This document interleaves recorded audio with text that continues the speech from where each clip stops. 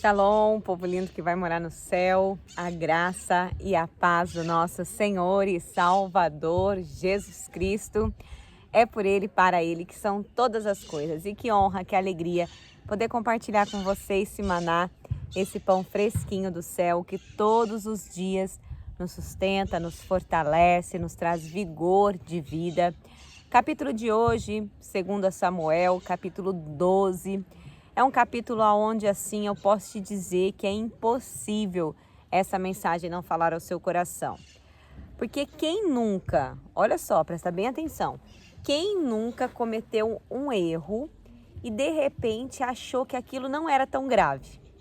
E aí você de repente ouve alguém falando que outra pessoa cometeu esse erro e você fica perplexo, tipo, não acredito que fulano agiu desse jeito. Só que de repente você agiu da mesma maneira. Só que quando você age, né, de determinada maneira, às vezes você não vê tanto problema. Mas de repente você olha a vida do outro e você fala, poxa vida, é bem aquela palavra, né, que Jesus diz, né, como que eu posso tirar o cisco do olho do meu irmão se eu tô com uma trave no meu olho? Então, assim, essa palavra de 2 Samuel, capítulo 12, onde o profeta Natan, ele é usado, né, para trazer a consciência de Davi, o tamanho do erro que ele cometeu. O que é mais bonito de tudo é que Deus perdoa Davi, e perdoa por quê? Por conta que o arrependimento dele foi verdadeiramente genuíno. Então, Deus não rejeita um coração quebrantado. Sabe, muitas das vezes a pessoa ela comete um erro e ela até pede perdão, mas ela não se arrependeu. E Deus sabe, Deus tem esse filtro para saber se você está arrependida, arrependido ou não. Nós vamos mergulhar nesse capítulo, eu tenho certeza que o Espírito Santo de Deus marcou esse encontro com você para revelar algo ao seu coração. Para você que está chegando, seja muito bem-vindo. Seja muito bem-vinda. Para você que já é de casa e está aí, né, vibrando com cada capítulo, né, desse livro de 2 Samuel, permaneça aí comigo, permaneça firme na palavra, na busca, a constância na busca, na meditação diária da palavra e principalmente você buscar e ter uma vida devocional. Isso vai ser determinante para que a sua vida possa romper, prosperar e para que você possa seguir de forma mais leve. Amém? Bora lá então orar e mergulhar nesse capítulo? Senhor meu Deus e amado Pai, glorificado e exaltado és o teu santo nome, Pai de amor, de bondade, de justiça. Te glorificamos e te agradecemos porque o Senhor é bom. Senhor, revela a nós o que há nas entrelinhas. Espírito Santo, fala poderosamente aos nossos corações. É o que eu oro e já agradeço em nome de Jesus. Amém. Graças a Deus. Aleluia. Declara aí. Em minha boca está o poder da vida e da morte. Falarei palavras de vida, não de morte, de saúde, não de enfermidade, de riqueza, não de pobreza, de bênção, não de maldição, porque em minha boca há um milagre. Olha o contexto bíblico, né, de 2 Samuel capítulo 12. Yahvé enviou seu mensageiro Natan para falar a Davi. Assim que chegou à presença de Davi, lhe propôs um dilema. Numa cidade havia 2 homens, um rico e outro pobre. O rico possuía inúmeras ovelhas e grandes manadas. Entretanto, o pobre nada tinha, senão uma única cordeirinha, que havia comprado com muito custo. Ele cuidou dela com carinho e ela cresceu com ele e com seus filhos. Ela se alimentava em sua companhia, bebia do seu copo e até adormecia em seus braços. E ele a considerava como carne de sua carne. Certo dia um forasteiro chegou à residência do homem rico, mas este não quis lançar mão de uma de suas próprias ovelhas ou de seus muitos bois, a fim de oferecer-lhe uma refeição. Em vez disso, tomou a cordeira que pertencia ao pobre e a serviu ao visitante. No mesmo instante, Davi se encheu de ira contra aquele homem e afirmou a Natã: juro por Yahvé, o nome do Senhor, que o homem que cometeu tamanha impiedade merece a pena de morte. Antes, porém, deverá pagar 4 vezes o preço da cordeira, porquanto agiu sem misericórdia. Então Natã revelou a Davi: esse homem és tu. E assim diz Yahvé, Deus de Israel: eu te ungi, rei de Israel. Eu te salvei das mãos de Saul. Eu te dei o palácio e as mulheres de teu senhor. Eu te dei a casa de Israel e de Judá. E se isso não fosse suficiente, eu haveria acrescentado muito mais. Sendo assim, por que desprezaste a palavra de Yahvé, fazendo o que eu reprovo? Tu mataste ao fio da espada o teu servo Urias, o heteu, e tomaste para teu prazer a esposa dele. Sim, tu mesmo mataste por meio das armas dos amonitas e ficaste com a mulher dele. Portanto, agora a espada jamais se apartará da tua casa, porquanto desobedeceste a minha palavra, e tomaste a mulher de Urias, o heteu, para que ela se tornasse tua mulher. Assim diz Yahvé: na tua própria casa farei surgir a desgraça contra ti. Tomarei as tuas mulheres debaixo dos teus olhos e as darei ao teu próximo, que te deitará com as tuas mulheres à luz deste sol. Tu agiste às ocultas, mas eu cumprirei tudo o que hoje vos anuncio perante a face de todo Israel e à plena luz do dia. Davi confessou a Natã: pequei contra Yahvé. Então Natã afirmou a Davi: por sua parte, Yahvé perdoa o teu pecado, não morrerás. Olha só que contexto forte até aqui, né? Porque Davi, quando ele ouviu o dilema, aquilo, né, que o profeta estava falando, ele, a princípio, ele ficou indignado. E o que o contexto deixa muito claro? Que Davi conhecia a lei, que Davi sabia o que tinha que acontecer com aquele homem que cometeu tamanha injustiça. Então ele meio que tomou as dores, né, desse homem que foi ali, desse homem que passou por isso, que foi no caso aqui Urias. Só que de repente o que acontece? Quem que foi o protagonista de tudo isso? Foi o próprio Davi. Então assim, quando ele entende, né, o que ele fez, quando ele cai em si, por quê? Ele não entendia o que ele estava fazendo? Obviamente que ele sabia bem o que ele estava fazendo. Só que quando a pessoa está envolvida no meio de sentimentos egoístas, quando ela está envolvida tanto no pecado, ela fica cega. Davi aqui, ele ficou cego diante do que ele viveu. Só que quando o profeta traz a consciência, né, o erro, aí ele começa a se consertar. E a primeira coisa que ele faz para poder ter um marco zero e recomeçar é se arrepender. Mas foi um arrependimento genuíno. Porque não adianta você falar assim: nossa, eu me arrependo disso que eu fiz. Não deveria ter feito isso. Mas verdadeiramente você não vive esse arrependimento, o Senhor conhece o seu coração.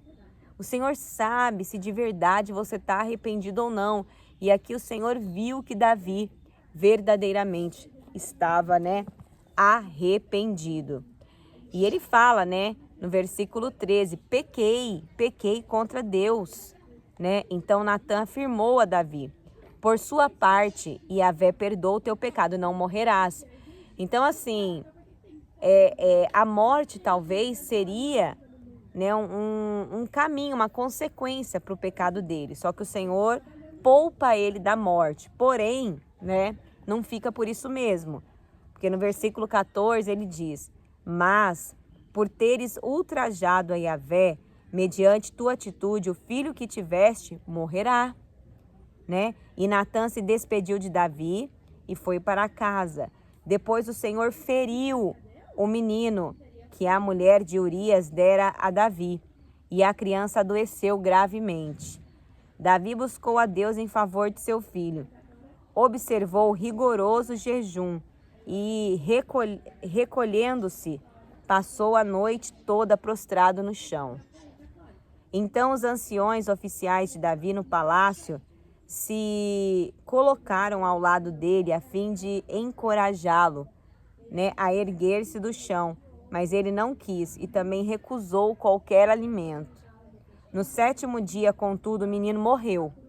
Os anciões de Davi tinham receio de lhe dar a notícia de que a criança havia falecido. Comentavam, ali, quando o menino estava vivo, nós lhe aconselhamos e ele não nos atendeu. Como podemos agora, dizer-lhe que a criança morreu? Ele poderá cometer alguma insensatez.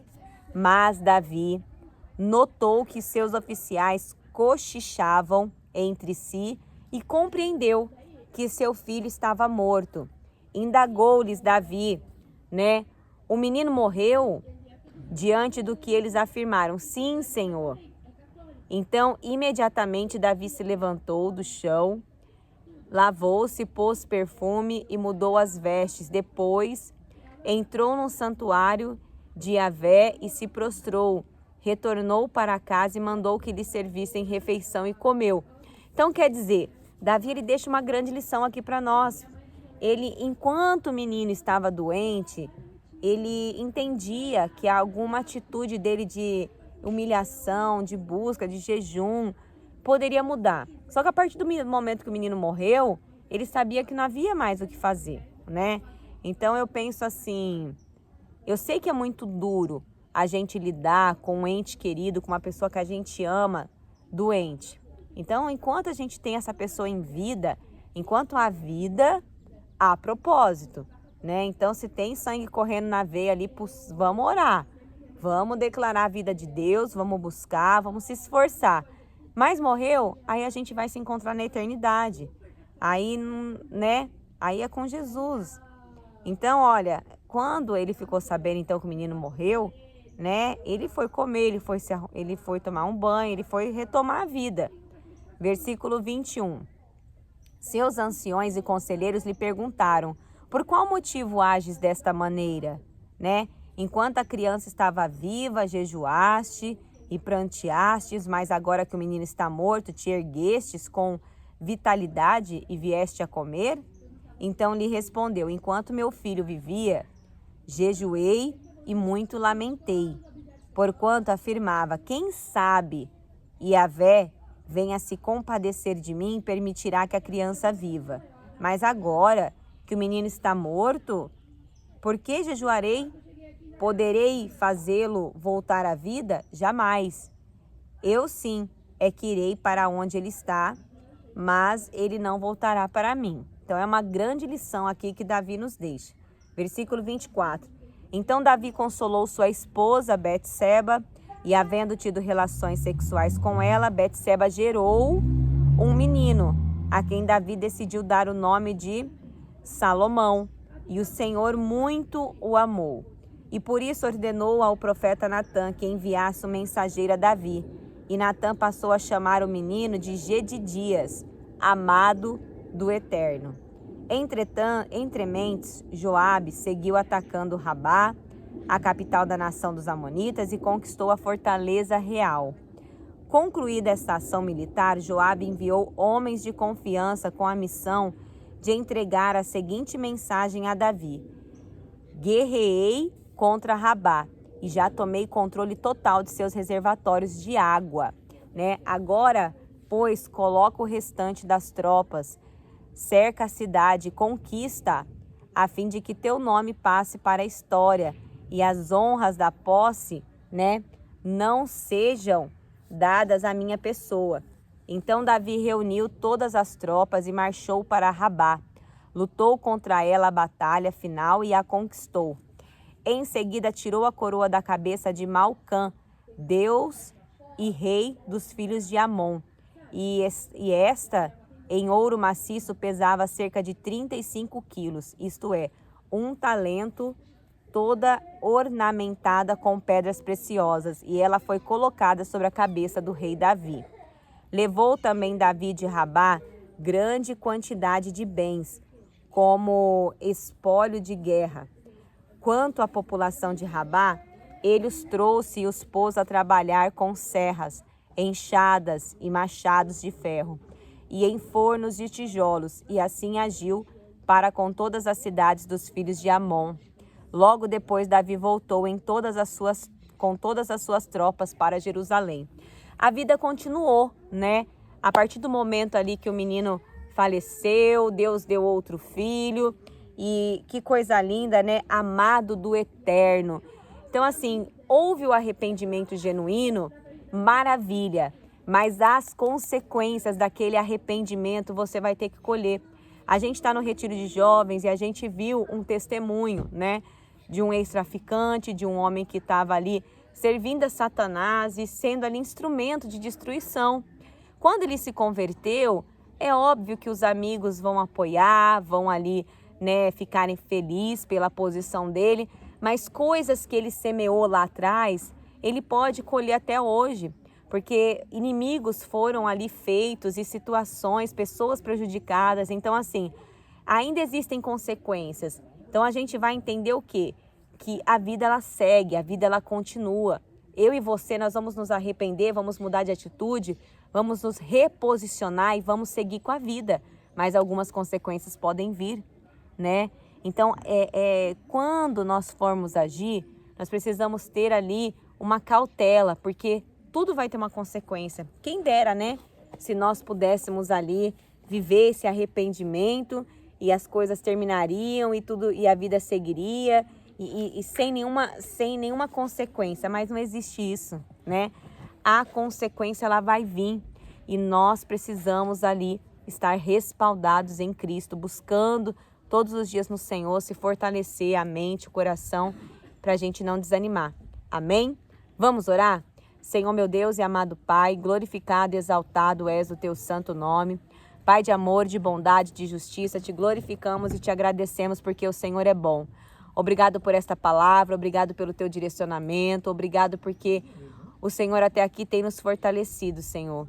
Espírito Santo, livra-nos de todo mal, nos dê, Senhor, ali um dia de excelência, que nós possamos, ó Deus, ter um arrependimento genuíno e que nós possamos semear com responsabilidade, entendendo que um dia as consequências virão. E se nós semeamos amor, nós colhemos amor. Se nós, né, semeamos ali coisas boas, essas coisas boas retornam para nós. Então, Senhor, que o Senhor nos direcione, nos capacite, nos fortaleça. É o que eu oro e já agradeço em nome de Jesus. Amém. Graças a Deus. Aleluia. Lâmpada para os meus pés é a palavra do Senhor e luz que clareia o nosso caminho. Que Deus abençoe poderosamente o seu dia, a sua vida. Shalom.